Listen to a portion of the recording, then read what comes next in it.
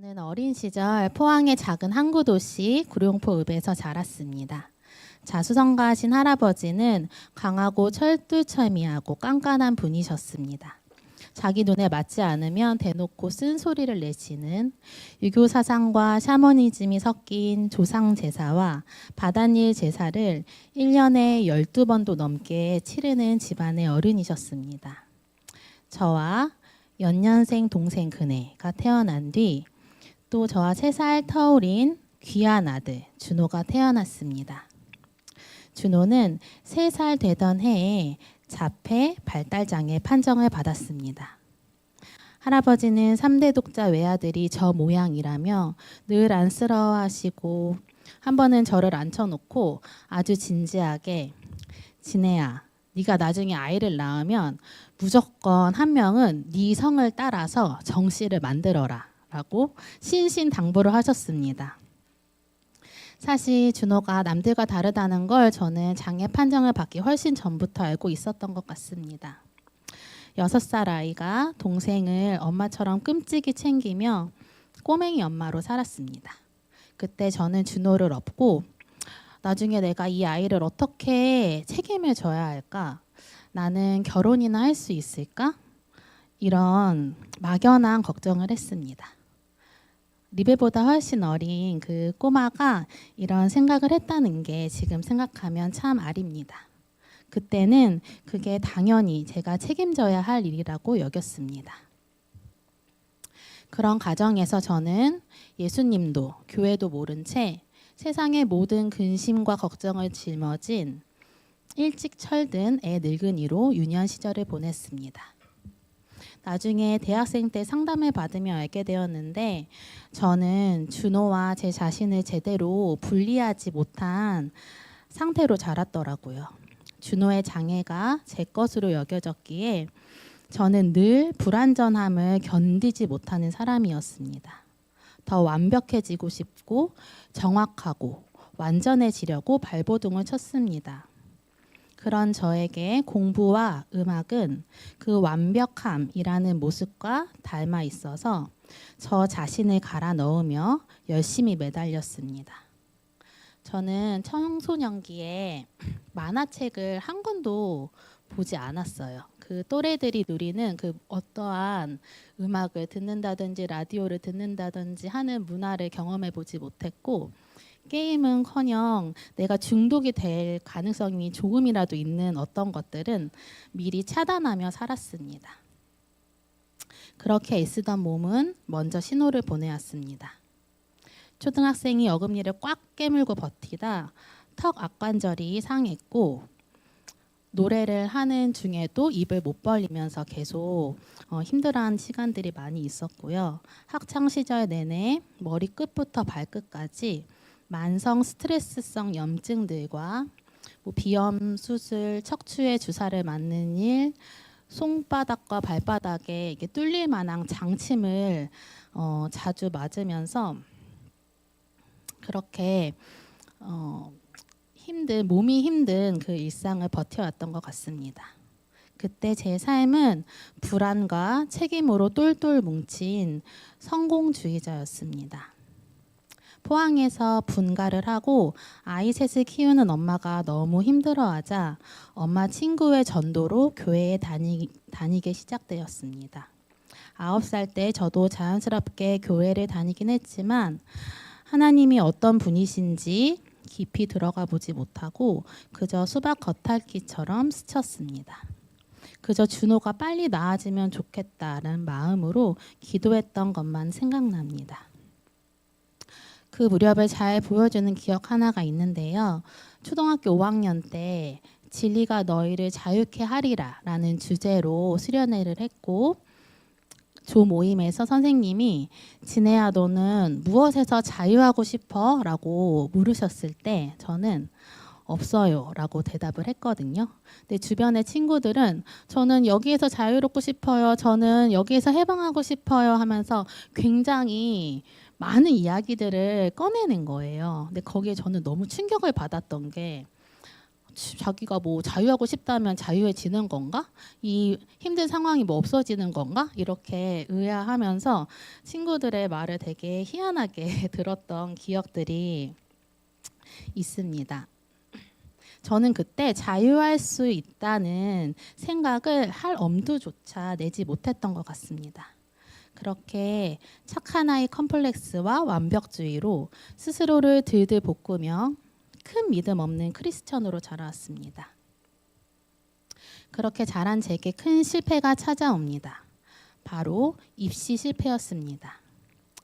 공부는 1등급, 노래도 이 정도면 당연히 대학에 갈 줄 알았는데 수원의 인문계 고등학교에서 입시를 치른 저는 예체능의 세계를 정말 몰랐습니다. 날고 기는 N수생들이 넘쳐나고 교수 레슨과 마스터 클래스로 이어지는 음악계의 생태를 하나도 모른 채 순진하게 입시를 준비하다가 낭패를 봤습니다. 제 인생의 첫 실패이자 좌절이었습니다. 그때 저는 하나님께 따지기 시작했습니다. 왜 나에게 이런 어려움을 주시냐고. 착하게 열심히 살았는데 왜 이러시냐고. 안 그래도 꾹꾹 참고 사는데 왜 더 힘들게 하시냐고. 우리 가족의 형편도 어려운데 나는 어떻게 더 음악 공부를 하냐고. 그렇게 원망과 슬픔을 다 꺼내놓고 나니 오히려 제가 그토록 쏟아부었던 그 하나님이 대체 어떤 분이신지 궁금해지기 시작했습니다. 왜 태생부터 제게 이런 어려움과 지금의 상황을 허락하셨는지 알고 싶어졌습니다. 재수를 하는 1년 동안 혼자서 묻고 생각하고 연습이 아니면 몇 마디도 하지 않는 처절한 외로움의 시간을 지나며 저는 한 가지를 결심했습니다. 대학에 가면 무엇보다 먼저 하나님에 대해 제대로 알아봐야겠다고요. 그 결심은 뜻밖의 방식으로 이루어졌습니다. 입학 후 우연히 화성학 시간에 옆 친구가 자기 오늘 선교단체를 한번 가볼 건데 너도 따라가겠냐라는 그 제안에 따라 나섰는데 거기가 선교단체 SFC였고요. 그저 언니들이 너무 좋아서 이제 시작했지만 그곳에서 하나님이 어떤 분이신지 예수의 제자로 사는 삶이 무엇인지 처음으로 진지하게 배우기 시작했습니다. 누구의 딸, 누구의 누나가 아니라 나 정진혜. 하나님의 딸 정진혜로 처음 저 자신을 인식했던 때인 것 같습니다. 그때 세상이 줄 수 없는 용기가 제 안에서 뻗쳐나왔습니다. 새내기 1년의 신앙 여정은 참 좋았지만 음악의 여정은 너무나 괴롭고 힘들었습니다. 제가 04학번인데요.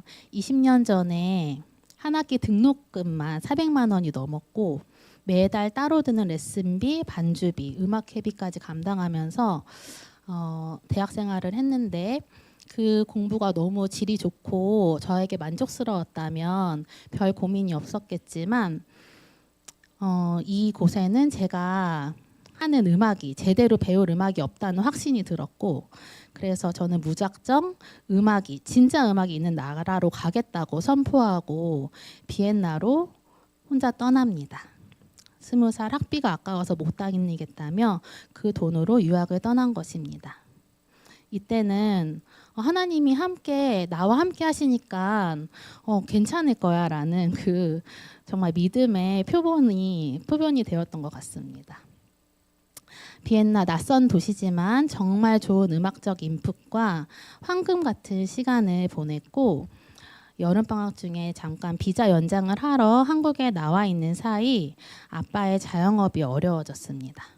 설상가상으로 아빠는 심근경색으로 죽음의 문턱을 넘을 뻔하셨습니다. 그때 의사들이 다 임종을 준비하라고 했는데 다행히 심장 혈관이 뚫려서 기적같이 살아나는 일이 있었거든요. 그렇게 집안이 풍비박산이 된 상태에서 저 혼자 좋겠다고 비엔나로 다시 떠날 수는 없어서 도살장에 끌려가는 소마냥 2학년 1학기를 등록하고 그렇게 22살 찬란한 슬픔의 봄을 시작합니다. 내가 있어야 할 곳은 여기가 아닌데 그냥 음대 수업은 다 싫어서 기본만 수강하고 경제학, 법학, 생물학, 심리학, 사회학, 온갖 낯선 개론들을 다 들으며 세상에 대한 이해를 넓혀갔습니다. 음악과 입시 공부밖에 없었던 좁고 뾰족한 제 자리가 다양하게 펼쳐진 다이나믹한 놀이터로 바뀌게 됩니다. 그때 저는 저를 무섭도록 드라이빙에 가시는 하나님을 경험합니다. 소극적이고 조용하고 꽉 막힌 고지식쟁이를 대학교 내에서, 교회 연합에서, 서울 전체에서 전국적으로 많은 사람들을 만나게 하시고 세상에는 정말 여러 사람이 있다는 것을 보여주십니다. 예전에는 그 FM의 정도를 벗어난 사람들을 이해하지 못하고 정죄하면서 거리를 두는 사람이었는데, 신앙을 가지게 되면서 나와 다른 인간, 그 존재를 이해하고 받아들이는 노력을 하게 됩니다. 저와는 정반대의 성향을 가져 제가 도무지 이해할 수 없는 지점이 많았던 우리 근혜 집사님. 근혜 집사님은 ENFP고 저는 ISTJ거든요. 그래서 하나도 이제 맞는 부분이 없었고, 신앙을 가지기 전에 근혜 집사님에 대한 기억이 많이 없어요. 정말 이게 뭐 소통도 안 했던 것 같고 뭐 기억이 없는데, 제가 이렇게 변하게 되면서 지금은 둘도 없는 소울메이트로 이렇게 귀하게 같이 지내고 있는데, 그렇게 많은 사람을 만나면서 인간의 여러 모습들을 직접 경험하고 인정하는 시간을 보냈습니다. 그런 격변의 시간이 제가 선택한 것일까요? 저는 낯설고 생소했던 자리와 선택들이 모두 하나님의 인도하심이었다고 생각합니다. 그렇게 공동체와 신앙의 힘으로 버텨온 저의 시간들이 너무 감사해서 졸업학기가 되어서까지 저는 정말 열심히 선교단체에 헌신했습니다. 우리 모교에서 간사가 한 명도 나가지 않았다는 농담 섞인 간사님들의 이야기를 들으면서는 나는 진짜 할 만큼 했다라고 스스로 후회하기 싫어서 최선을 다해 학생 리더로 있었습니다. 하지만 정작 졸업 후 간사의 자리로 부르심을 받았을 때 저는 계속 음악을 할 사람입니다. 그리고 이렇게 음악을 쉬어버리면 제가 어떻게 다시 음악을 할 수 있겠어요. 저는 비엔나를 다시 갈 날만 손꼽아서 기다리고 있었다고요. 저에게는 아픈 동생도 있고 제대로 성공해야 한다는 욕심도 내려놓지 못하고 계속 씨름을 했습니다. 어느 날 아주 우연한 대화 속에서 내가 하나님 앞에 아까울 게 하나도 없는데 라는 고백이 흘러나왔고, 저는 바로 그 자리에서 결단을 했습니다. 그 후 3년간 간사 활동을 하면서 학생들과 함께 학사에서 살고 삶을 나누고 울고 웃고 했던 이 특별하고 은혜 가득한 시간은 밤을 지새워 이야기를 해도 모자랄 것입니다. 평일, 주말도 없이 서울에 있는 5여개의 학교를 맡아 바쁘게 간사 사역을 하며 살았습니다. 월급이 나오는 게 아니라 매달 후원해 줄 사람을 찾아야 하는 가난한 시간이었지만 그 무엇에 비할 것 없이 감사하고 즐거웠습니다. 그렇게 한 텀의 간사 사역이 지나고 저와 그네는 단돈 700만 원으로 비엔나 유학길에 오릅니다.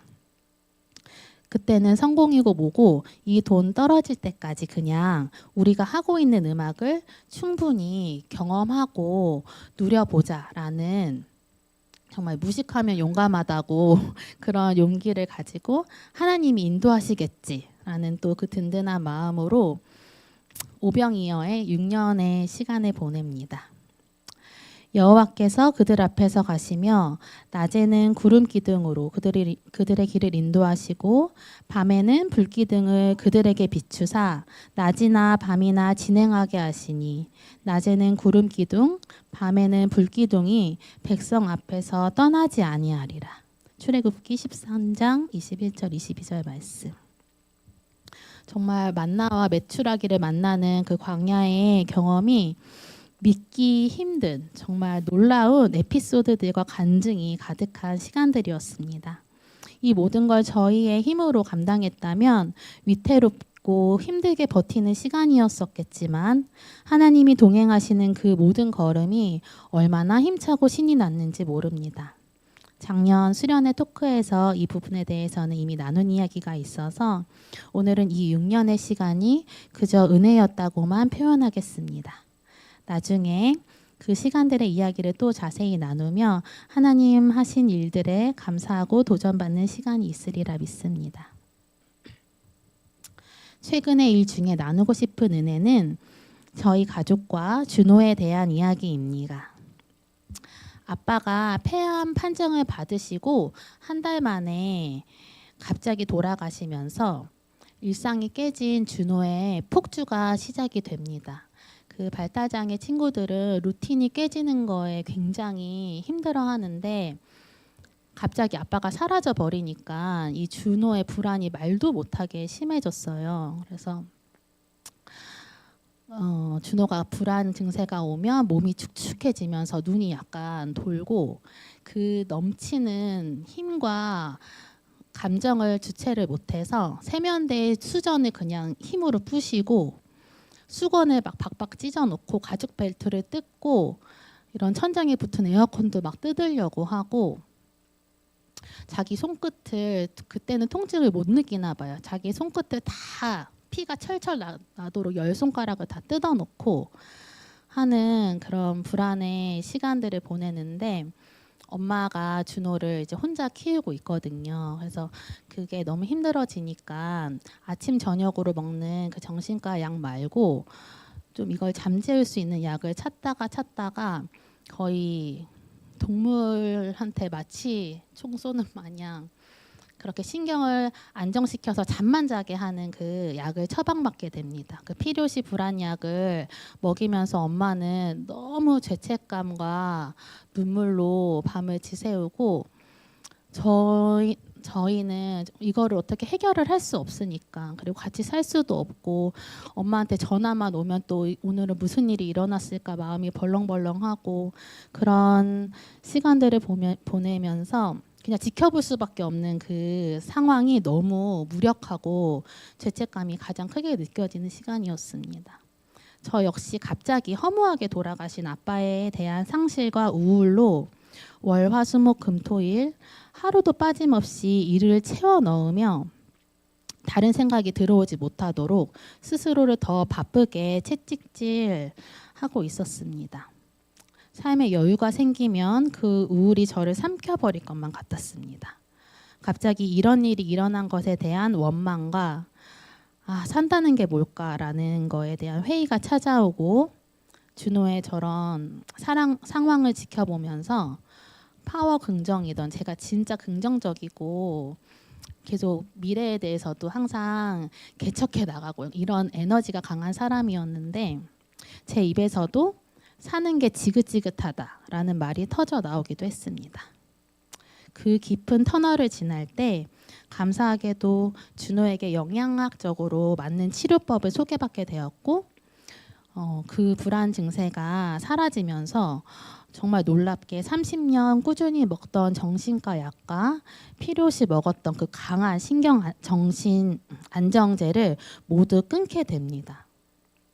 그 지옥과 같던 시간이 사라지고 예전과 같은 일상을 가졌다는 것만으로도 주님께 감사하고 또 감사한 일입니다. 모든 가족이 살얼음판을 걷던 불안의 시간이 사라진 것도 문제만 보이던 제 시선을 돌이켜 주셔서 하나님이 하실 일들을 기대하는 마음을 주신 것도 교회 공동체와 신앙, 의미 있는 일에 점점 더 마음이 생기는 것도 다 주님의 은혜라고 생각합니다. 이렇게 하나님은 저의 삶의 자리마다 다양한 은혜의 색으로 덧입혀 주셨습니다. 무채색 숨막히던 삶이 오색빛깔 삶의 희로애락을 씹고 뜯고 맛보고 즐기게 해주셨습니다. 지금 와서 돌아보면 준호라는 존재 자체가 저에게는 은혜였습니다. 그러므로 내가 그리스도를 위하여 약한 것들과 능욕과 궁핍과 박해와 곤고를 기뻐하노니 이는 내가 약한 그때의 강함이라. 고린도후서 12장 10절 말씀. 제가 만약 준호라는 존재를 만나지 않았다면 저는 성취와 완벽을 쫓으며 저를 우상으로 삼는 삶을 살았을 것입니다. 맨 처음에 말씀드렸던 할아버지도 그렇게 걱정하시던 3대 독자 준호 덕분에 결국에는 예수님을 영접하고 소천하셨습니다. 물론 삶의 때마다 저에게도 많은 문제들이 산적해 있고 아직도 육아가 끝나지 않은 70대의 엄마를 챙기는 것, 준호에 대한 책임들이 없어지지는 않을 테지만 지금껏 고백했듯이 선하게 인도하시는 하나님을 신뢰하며 받은 은혜들을 추억으로 묵히지 않고 지금 제 일상에서도 살아있는 하나님의 이야기로 살아내고 싶습니다. 이 은혜의 여정으로 채워주신 하나님께 감사하며 제 이야기를 마칩니다. 감사합니다. 네, 그래서 저와 그네가 하나님의 은혜 찬양을 여러분들과 함께 나누고 싶습니다.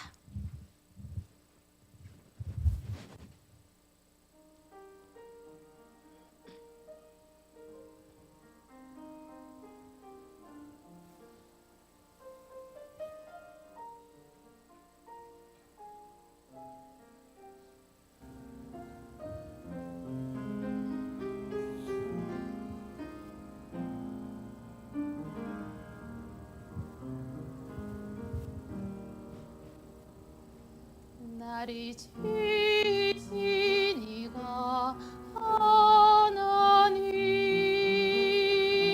나를 부르신 이가 하나님, 나를 보내신 이도 하나님, 나의 나 된 것은 다 하나님 은혜라. 나의 달려갈 길 다가